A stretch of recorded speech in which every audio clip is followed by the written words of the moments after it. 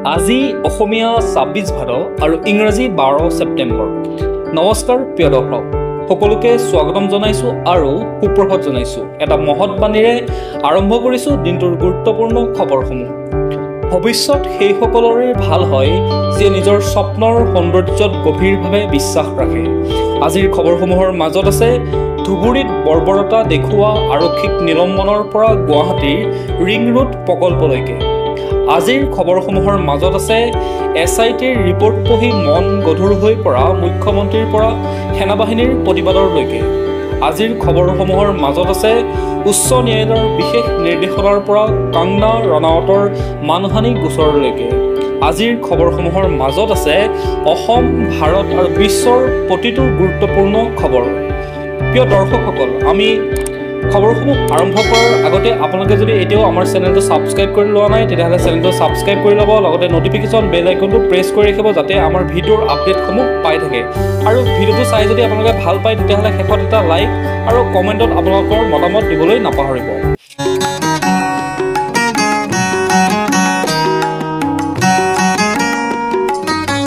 এতিয়া আমি প্ৰথমে অসমত আজিৰ দিনটোত সংঘটিত হোৱা প্ৰতিটো গুৰুত্বপূৰ্ণ খবৰ জানিবলৈ আগবাঢ়িছোঁ। প্ৰথমটো খবৰ হৈছে ধুবুৰীৰ গোলকগঞ্জত কোচ ৰাজবংশীৰ প্ৰতিবাদত আৰক্ষীৰ বৰ্বৰতা। মুখ্যমন্ত্ৰীৰ নিৰ্দেশত বিপদত এতিয়া শীৰ্ষ আৰক্ষী।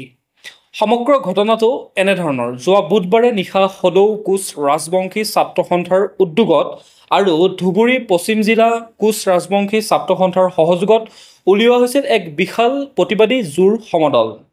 কোচ ৰাজবংশী জনগোষ্ঠীৰ জনজাতিকৰণ আৰু পৃথক কমতাপুৰৰ দাবীৰে গোলকগঞ্জত এই বিশাল প্ৰতিবাদী জোৰ সমদল কাৰ্যসূচী ৰূপায়ণ কৰা হৈছিল। পিছত বিশেষকৈ জিলা আৰক্ষীয়ে জোৰ সমদল বিফল কৰিবলৈ আৰক্ষী আৰু CRPF বাহিনী আৰু কমাণ্ডোসকলক নিয়োগ কৰিছিল। শেষত আৰক্ষীয়ে প্ৰতিবাদকাৰীসকলক কেৱল বাধা প্ৰদান কৰাই নহয়, বৰঞ্চ লাঠিৰে কোবোৱাত অৰ্ধশতাধিক আক্ৰাছু নেতাকৰ্মী পুৰুষ-মহিলা আঘাতপ্ৰাপ্ত হৈ পৰে। আহতসকলক সংকটজনক অৱস্থাত গোলকগঞ্জ চিকিৎসালয়লৈ নিয়া হয় যদিও চিকিৎসকে উন্নত চিকিৎসাৰ বাবে কেইবাজনকো ধুবুৰী চিকিৎসা মহাবিদ্যালয় হাস্পতাললৈ প্ৰেৰণ কৰে। এই ঘটনাক কেন্দ্ৰ কৰি এতিয়া উত্তপ্ত হৈ পৰে অঞ্চলটোৰ পৰিস্থিতি। এই খবৰ লাভ কৰা মাত্ৰকে জিলাখনত উপস্থিত হয় মন্ত্ৰী জয়ন্ত মল্ল বৰুৱা। মন্ত্ৰী বৰুৱাই ঘটনাৰ বুজ লৈ লাঠিচালনাৰ নিৰ্দেশ দিয়া গোলকগঞ্জ থানাৰ ভাৰপ্ৰাপ্ত বিষয়া দেৱজিৎ কলিতাক নিলম্বনৰ নিৰ্দেশ দিয়ে।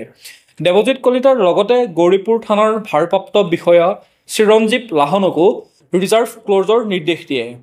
মন্ত্ৰীগৰাকীয়ে জানিব পৰা মতে মুখ্যমন্ত্ৰীৰ নিৰ্দেশ অনুসৰিয়ে মাজনিশাই ধুবুৰী চিকিৎসা মহাবিদ্যালয় হাস্পতালখনত উপস্থিত হৈছিলগৈ মন্ত্ৰী জয়ন্ত মল্ল বৰুৱা। এতিয়া আহিছোঁ আমি পৰৱৰ্তী খবৰটোলৈ। কেনেকুৱা হ'ব গুৱাহাটীৰ ৰিং ৰোড প্ৰকল্প? 14 ছেপ্টেম্বৰত প্ৰধানমন্ত্ৰীয়ে আধাৰশিলা স্থাপন কৰিব গুৱাহাটীৰ ৰিং ৰোডৰ। ক'ৰ পৰা ক'লৈকে কিদৰে নিৰ্মাণ হ'ব গুৱাহাটীৰ ৰিং ৰোড? কি হ'ব ইয়াৰ প্ৰভাৱ? জানি লওক সম্পূৰ্ণভাৱে। গুৱাহাটীৰ ৰিং ৰোড প্ৰকল্পটো অসমৰ ৰাজধানী গুৱাহাটী মহানগৰীৰ বাবে এক বৃহৎ উন্নয়নমূলক প্ৰকল্প। ই 121 কিলোমিটাৰ দৈৰ্ঘ্যৰ ৰাষ্ট্ৰীয় ঘাইপথ সামৰি ল'ব, যাৰ বাবে মুঠ ব্যয় হ'ব ৫,৭২৯ কোটি টকা। 14 ছেপ্টেম্বৰত প্ৰধানমন্ত্ৰী নৰেন্দ্ৰ মোদীয়ে ইয়াৰ আধাৰশিলা স্থাপন কৰিব। নিৰ্মাণ কৰিব আহমেদাবাদৰ M/S দীনেশ চন্দ্ৰ আৰ আগৰৱাল ইনফ্ৰেকন প্ৰাইভেট লিমিটেড কোম্পানীয়ে আৰু সম্পূৰ্ণ হ'বলৈ প্ৰায় 4 বছৰ সময় লাগিব। ক'ৰ পৰা ক'লৈ আৰু কেনেকৈ নিৰ্মাণ হ'ব প্ৰকল্পটো? 3টা খণ্ডত ইয়াক বিভক্ত কৰা হয়। উত্তৰ গুৱাহাটী বাইপাছ অৰ্থাৎ 26 কিলোমিটাৰ 4 লেনযুক্ত নতুন পথ বাইহাটা চাৰিআলিৰ পৰা কমলপুৰ হৈ দগাঁও, কৰৰা, মান্দাকাটা, শুক্ৰাগুৰি হৈ কুৰুৱালৈ, তাৰ পিছতে নাৰেংগীৰ পৰা ব্ৰহ্মপুত্ৰৰ ওপৰত 6 লেনযুক্ত দলং নিৰ্মাণ হৈ চন্দ্ৰপুৰ হৈ আমচিং অভয়াৰণ্যৰ মাজেৰে সোণাপুৰ দিগাৰু দলঙলৈকে যাব। তাৰপিছতে NH24 8 কিলোমিটাৰ জয়ানগৰ আণ্ডাৰপাছৰ পৰা যোৰাবাদ জংচনলৈকে 4 লেনৰ পৰা 6 লেনলৈ বহল কৰা হ'ব। বৰ্তমান বাইপাছ উন্নয়ন 58 কিলোমিটাৰ পথ উন্নতি কৰা হ'ব। গুৱাহাটী বিমানবন্দৰলৈ এলিভেটেড কৰিডৰত সংযোগ কৰা হ'ব। ই পূব পশ্চিম কৰিডৰ NH-27ৰ সৈতে সংযোগ কৰিব। এই প্ৰকল্পই অসম আৰু উত্তৰ পূবৰ আঞ্চলিক উন্নয়নত এক গুৰুত্বপূৰ্ণ ভূমিকা গ্ৰহণ কৰিব। এতিয়া জানি লওক আজিৰ দিনটোৰ বতৰৰ বতৰা। ভাৰতীয় বতৰ বিজ্ঞান কেন্দ্ৰ চমুকৈ IMD তথ্য অনুসৰি অসমত বতৰ 12 ছেপ্টেম্বৰ 2025ত পাতলীয়া বৰষুণৰ সম্ভাৱনা আছে। আকাশ মেঘাচ্ছন্ন হৈ থাকিব পাৰে। কিছুমান স্থানত বজ্ৰপাতৰ সৈতে বৰষুণো পৰাৰ সম্ভাৱনা আছে। তাপমাত্ৰা সৰ্বনিম্ন 28 ডিগ্ৰী আৰু সৰ্বোচ্চ 32 ডিগ্ৰী চেলচিয়াছৰ ভিতৰত থাকিব। এতিয়া আহিছোঁ আমি পৰৱৰ্তী খবৰটোলৈ। এয়া স্বৈৰতন্ত্ৰ, এয়া গণতন্ত্ৰৰ অপমৃত্যুৰ লক্ষণ। কোচ ৰাজবংশী প্ৰতিবাদীৰ ওপৰত আৰক্ষীৰ আক্ৰমণক গৰিহণা আছুৰ। সদৌ অসম ছাত্ৰ সন্থাৰ সভাপতি উৎপল শৰ্মাই ধুবুৰীৰ গোলকগঞ্জ কোচ ৰাজবংশীসকলৰ জনজাতিকৰণৰ দাবীত গণতান্ত্ৰিক প্ৰতিবাদত আৰক্ষীৰ নিৰ্মম লাঠিচালনাক বৰ্বৰ বুলি গৰিহণা দিয়া দেখা যায়। তেওঁ কয় যে এয়া স্বৈৰতন্ত্ৰ আৰু গণতন্ত্ৰৰ অপমৃত্যুৰ লক্ষণ।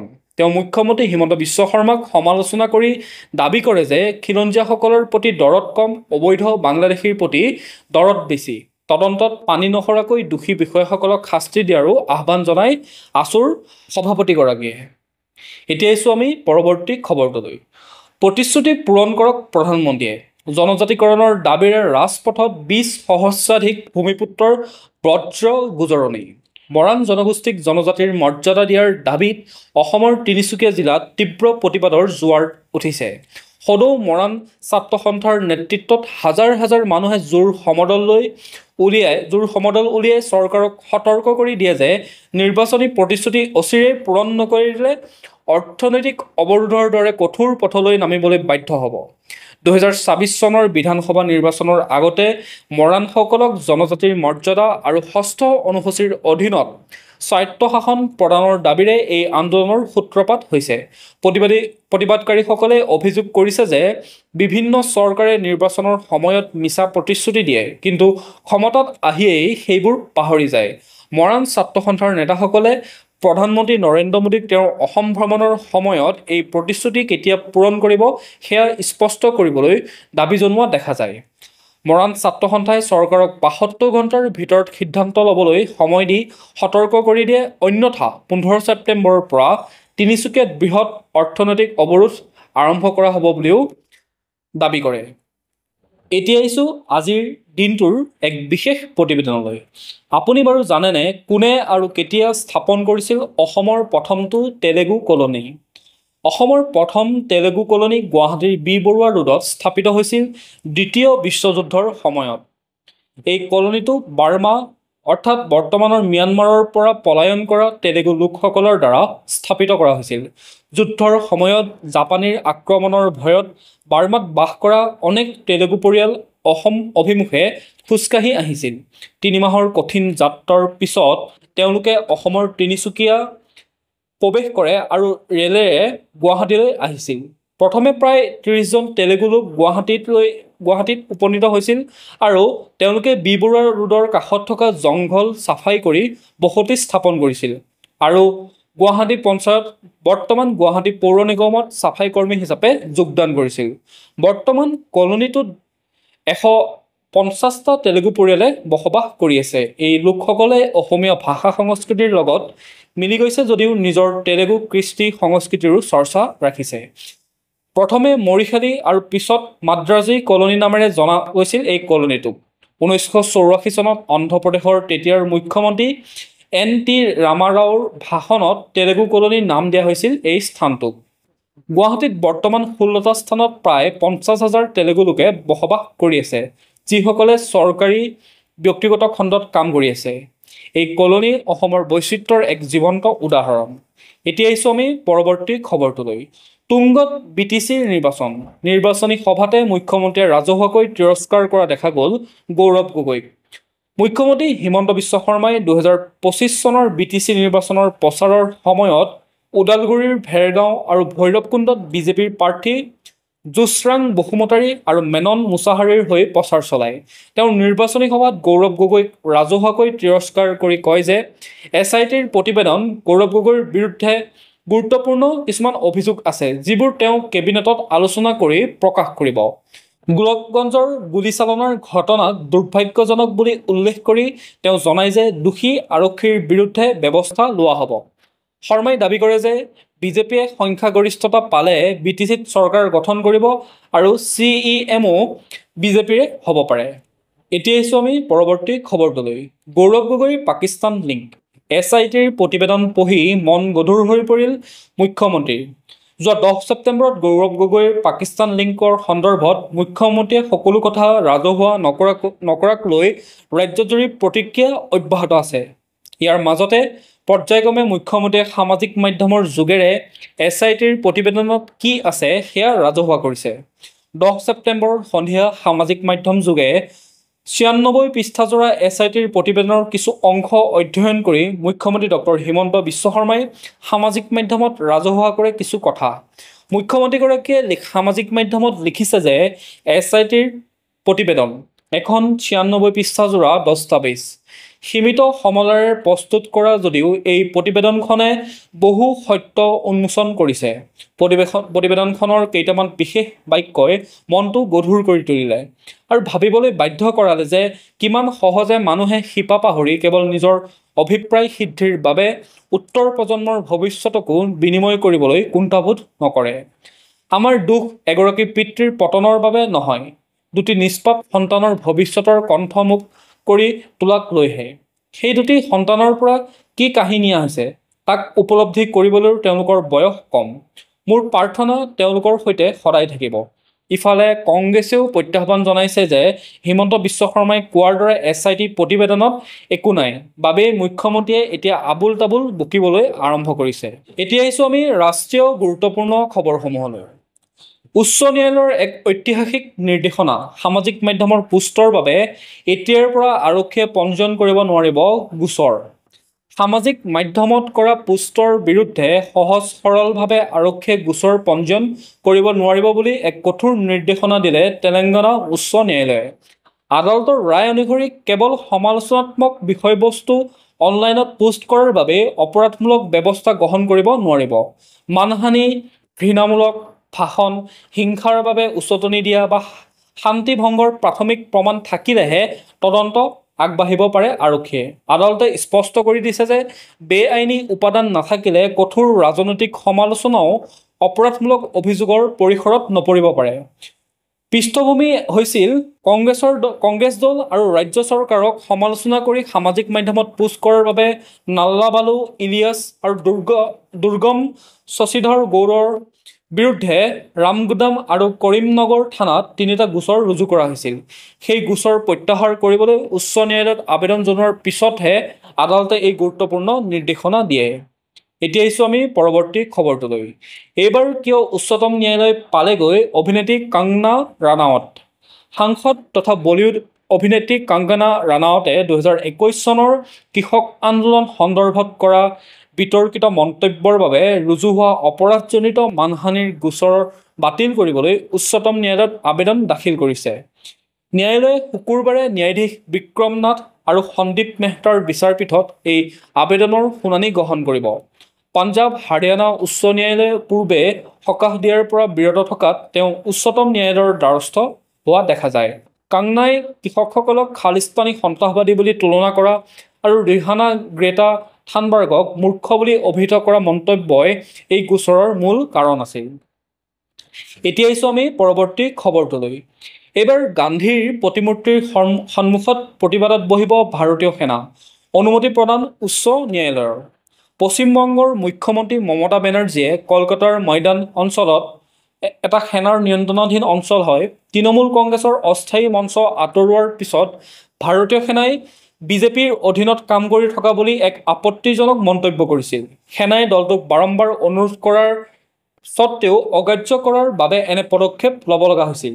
এতিয়া কলকাতা উচ্চ ন্যায়ালয়ে সেনাৰ প্ৰাক্তন সৈনিকসকলক মমতা বেনাৰ্জীৰ মন্তব্যৰ বিৰুদ্ধে গান্ধী প্ৰতিমূৰ্তিৰ সন্মুখত ধৰ্ণা দিবলৈ অনুমতি প্ৰদান কৰিছে। ন্যায়ালয়ে অৱশ্যে এই বিষয়ত কেতবোৰ বিশেষ নিষেধাজ্ঞাও জাৰি কৰিছে। সেই অনুসৰি বিজেপিৰ কোনো নেতাকেই এই প্ৰতিবাদী কাৰ্যসূচীত অংশগ্ৰহণৰ অনুমতি প্ৰদান কৰা নহ'ব আৰু অংশগ্ৰহণকাৰীসকলৰ তালিকা আগতীয়াকৈ কলকাতা আৰক্ষীৰ ওচৰত দাখিল কৰিব লাগিব বুলিও নিৰ্দেশনা দিছে। এতিয়া আহিছোঁ আমি পৰৱৰ্তী খবৰটোলৈ। Z+ নিৰাপত্তাৰ নিয়ম মনা নাই ৰাহুল গান্ধীয়ে। প্ৰট'কল নমনাকৈ 9 মাহত ছবাৰকৈ বিদেশ ভ্ৰমণ ৰাহুল গান্ধীৰ। Z+ নিৰাপত্তাত থকা কংগ্ৰেছ নেতা ৰাহুল গান্ধীয়ে বিগত 9 মাহত ছবাৰকৈ বিদেশ ভ্ৰমণ কৰি নিৰাপত্তা প্ৰট'কল ভংগ কৰিছে। CRPFক অৱগত নকৰাকৈয়ে।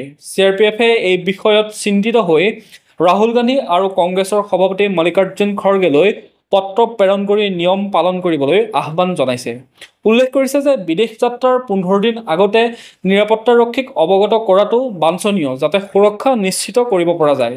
উল্লেখযোগ্য যে শেহতীয়াকৈ ৰাহুলে ইটালী, ভিয়েটনাম, ডুবাই, দোহা, লণ্ডন আৰু মালয়েছিয়ালৈ যাত্ৰা কৰিছিল। এতিয়া আহিছোঁ আমি পৰৱৰ্তী খবৰটোলৈ। ভাৰত আৰু ফ্ৰান্স যৌথভাৱে 120 কিলো নিউটন শক্তিৰ যুদ্ধ বিমান ইঞ্জিনৰ বিকাশ আৰু উৎপাদনৰ কাম শীঘ্ৰেই আৰম্ভ কৰিব। ফ্ৰান্সৰ ছাফ্ৰন SA আৰু ভাৰতৰ DRDO গেছ টাৰ্বাইন ৰিচাৰ্চ এষ্টাব্লিছমেণ্টে এই প্ৰকল্পত কাম কৰিব, য'ত ছাফ্ৰনে 100% প্ৰযুক্তি হস্তান্তৰ কৰিব আৰু অত্যাধুনিক ক্ৰিষ্টেল ব্লেড প্ৰযুক্তিও অন্তৰ্ভুক্ত আছে ইয়াত।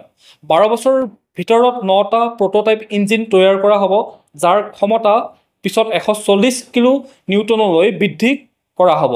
এই ইঞ্জিন AMCA যুদ্ধ বিমানত ব্যৱহাৰ হ'ব, যিটো টাটা, L&T আৰু আদানী ডিফেন্সৰ সৈতে নিৰ্মাণ হ'ব।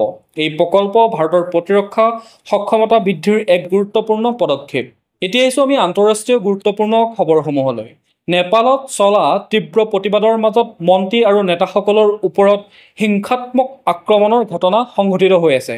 প্ৰতিবাদকাৰীয়ে তেওঁলোকৰ বাসগৃহ জ্বলাই দিয়াৰ লগতে নগদ ধন, অলংকাৰ আদি লুটপাট কৰা দেখা যায়। এই পৰিস্থিতিত বহু নেতা মন্ত্ৰীয়ে প্ৰাণৰ ভয়ত সেনাৰ হেলিকপ্টাৰৰ ৰছীত ধৰি পলায়ন কৰিছে, যাৰ ভিডিঅ' এতিয়া সামাজিক মাধ্যমত ভাইৰেল হৈ আছে। প্ৰধানমন্ত্ৰী KP শৰ্মা অলিয়েও দেশ এৰিছে।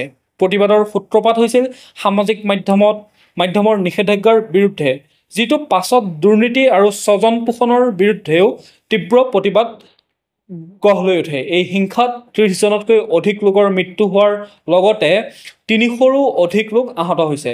সেনাই পৰিস্থিতি নিয়ন্ত্ৰণৰ বাবে নেতা মন্ত্ৰীসকলক উদ্ধাৰ কৰি নিৰাপদ স্থানলৈ স্থানান্তৰ কৰিছে যদিও তেওঁলোকৰ গন্তব্যস্থান এতিয়াও অজ্ঞাত হৈ আছে।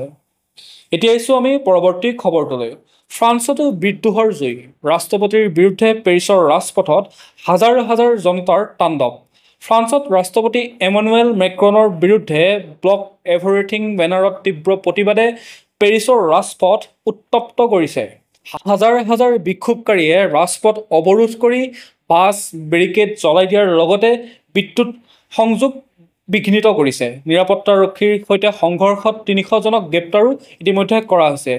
প্ৰায় 80,000তকৈ অধিক নিৰাপত্তাৰক্ষী জোৱান মোতায়েনৰ পাছতো পৰিস্থিতি এতিয়াও অশান্ত হৈ আছে। এই প্ৰতিবাদৰ মূল কাৰণ হৈছে মেক্ৰনৰ ঘনে ঘনে প্ৰধানমন্ত্ৰী সলনি কৰা, য'ত বিগত 12 মাহত চতুৰ্থবাৰৰ বাবে ছেবাষ্টিয়ান লেকনুৰক প্ৰধানমন্ত্ৰী হিচাপে নিযুক্তি দিয়া হৈছে আৰু তেওঁৰ নীতিৰ প্ৰতি জনগণৰ ক্ষোভ প্ৰকাশ পাইছে। এতিয়া আহিছোঁ আমি পৰৱৰ্তী খবৰটোলৈ। ভাৰত মৰিচাছ কেৱল বন্ধুৱে নহয়, এটা পৰিয়াল। দ্বিপাক্ষিক বৈঠকত মোদীৰ ঘোষণা। প্ৰধানমন্ত্ৰী নৰেন্দ্ৰ মোদীয়ে মৰিচাছৰ প্ৰধানমন্ত্ৰী নবীন চন্দ্ৰ ৰামগুলামৰ সৈতে বাৰাণসীত দ্বিপাক্ষিক বৈঠকত ভাৰত মৰিচাছ সম্পৰ্কক পৰিয়ালৰ দৰে বুলি অভিহিত কৰা দেখা যায়। 9 ছেপ্টেম্বৰত গাৰ্ড অফ অনাৰেৰে ৰামগুলামক উষ্ম আদৰণি জনোৱা হয়। মোদীয়ে কয় যে ভাৰত সদায় ঔপনিৱেশিকতাবাদৰ বিৰুদ্ধে আৰু মৰিচাছৰ সেৱাত থিয় দিছে। তেওঁ মৰিচাছৰ উন্নয়নৰ বাবে এক বিশেষ অৰ্থনৈতিক পেকেজ ঘোষণা কৰে, যাৰ দ্বাৰা আন্তঃগাঁথনি, কৰ্মসংস্থাপন আৰু স্বাস্থ্য সেৱা শক্তিশালী কৰা হ'ব। ৰামগুলামে বাৰাণসীৰ আদৰণিৰ প্ৰশংসা কৰি কয় যে ইয়াত লাভ কৰা আদৰণি অভূতপূৰ্ব। তেওঁ মোদীৰ জনপ্ৰিয়তাৰ কাৰণো উল্লেখ কৰে। বৈঠকত ছাগুজ চুক্তি, আঞ্চলিক আৰু বিশ্বব্যাপী বিষয়টো আলোচনা কৰা হয় আৰু দুয়োখন দেশৰ কৌশলগত অংশীদাৰিত্বৰ উন্নতিৰ প্ৰতিশ্ৰুতি পুনৰ দৃঢ় কৰা হয়। এতিয়া আহিছোঁ আমি পৰৱৰ্তী খবৰটোলৈ। আমেৰিকাৰ ৰাষ্ট্ৰপতি ডনাল্ড ট্ৰাম্পৰ ঘনিষ্ঠ বন্ধু আৰু ৰক্ষণশীল কৰ্মী চাৰ্লি কাৰ্কক ইউটা ভেলীৰ বিশ্ববিদ্যালয়ত ভাষণ দি থকাৰ সময়তে অচিনাক্ত দুৰ্বৃত্তই ডিঙিলৈ লক্ষ্য কৰি গুলীচালনা কৰি হত্যা কৰে। ট্ৰাম্পে সামাজিক মাধ্যমত মৃত্যু নিশ্চিত কৰি শোক প্ৰকাশ কৰে আৰু কাৰ্কৰ সন্মানত দেশজুৰি পতাকা অৰ্ধনমিত কৰিবলৈ নিৰ্দেশ দিয়ে। APৰ মতে গুলীবিদ্ধ হৈ সংকটজনক অৱস্থাত চিকিৎসালয়লৈ নিয়া হয় আৰু এজন সন্দেহযুক্তক জিম্মাত লোৱা হয়, যদিও নিউয়ৰ্ক টাইমছৰ মতে সন্দেহযুক্তক জিম্মাত লোৱা নাই হোৱা আৰু তদন্ত এতিয়াও অব্যাহত আছে। আজিৰ দিনটোৰ গুৰুত্বপূৰ্ণ খবৰসমূহ আছিল ইমানেই। আপোনালোকে যদি এতিয়াও আমাৰ চেনেলটো ছাবস্ক্ৰাইব কৰি লোৱা নাই তেতিয়াহ'লে চেনেলটো ছাবস্ক্ৰাইব কৰি ল'ব, লগতে নটিফিকেশ্যন বেল আইকনটো প্ৰেছ কৰি ৰাখিব যাতে আমাৰ ভিডিঅ'ৰ আপডেটসমূহ পাই থাকে। কাইলৈ পুনৰ একে সময়তে লগ পোৱাৰ প্ৰতিশ্ৰুতিৰে সকলোকে ধন্যবাদ জ্ঞাপন কৰিছোঁ।